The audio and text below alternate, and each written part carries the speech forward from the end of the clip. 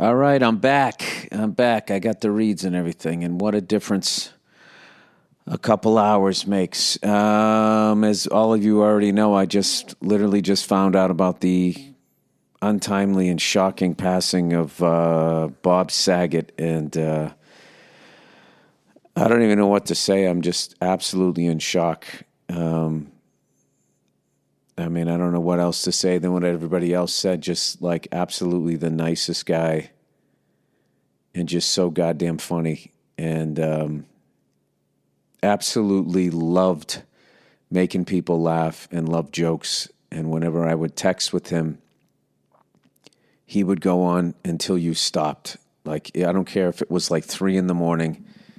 If you were joking back and forth, that guy just loved to improv and just make people laugh. And one of the most amazing things that I found about that guy was he was literally friends with comedians that were only a couple years into the business, all the way to legends working in Vegas, some of who weren't selling as many tickets and kind of were working off the strip. He would fly out there. He'd go to their shows, encourage them, tell them they're funny, and have dinner with them. And I don't know. I met him. I believe the first time I met him was probably on the Opie and Anthony show.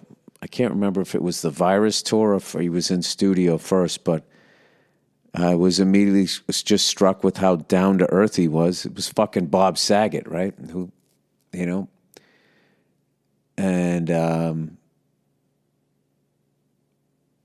he was just wire to wire. I knew him a little more than 15 years, and just wire to wire.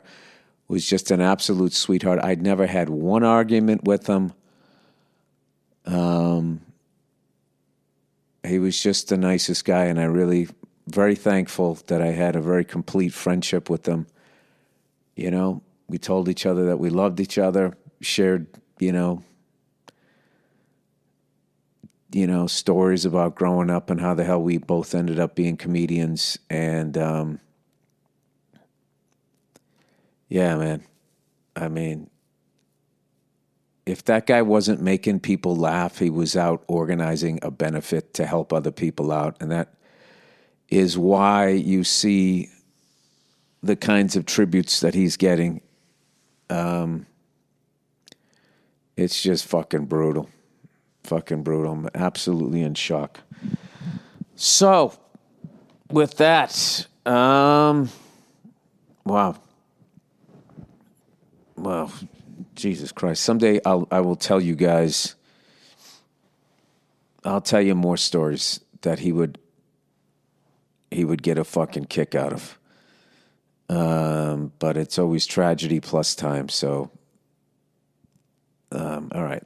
Let's leave it at that. Okay. All right. Back to the podcast. Rest in peace, Bob. I love you to death, but you already knew that. Why did I just say I love you to death? He would have got a kick out of that. Stupid. All right. Butcher Box, everybody. Meal prepping is difficult. Not as difficult as when a good friend of yours dies. All right. This is going to seep into the rest of the podcast. Sorry. All right. Here's a Saget story for you. I got to change the names here. One of the last times I hung out with him, I was hanging with a bunch of comics, some musicians and everything. Typical Comedy Store, just a great mix of people. We were up on the roof, thanks to Mike Binder and his documentary. They built a little area up there where you can smoke cigars. He did it for that documentary he did about the Comedy Store. So we're up on the roof, and we would just talking comedy. And there's this story about this one comic. I can't say the guy's name.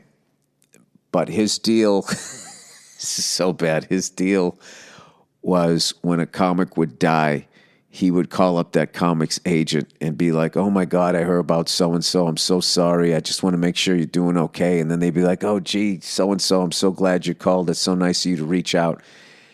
And the comic would be, yeah, if there's anything I can do, I'm always here for you, buddy. We all love so-and-so, blah, blah, blah, blah.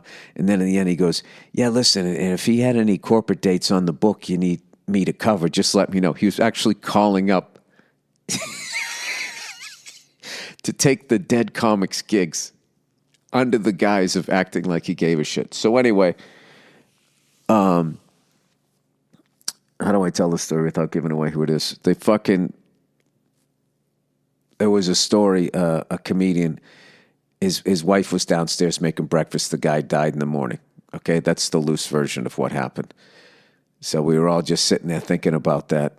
And then out of nowhere, Saget goes, so-and-so probably came by and asked for his eggs.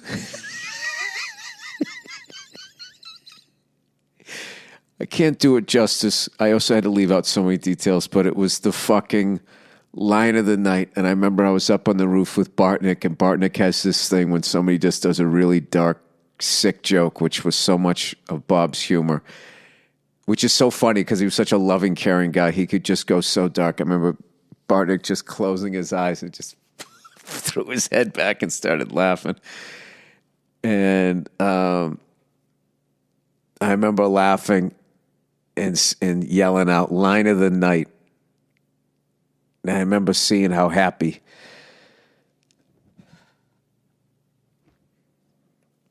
how happy that made him.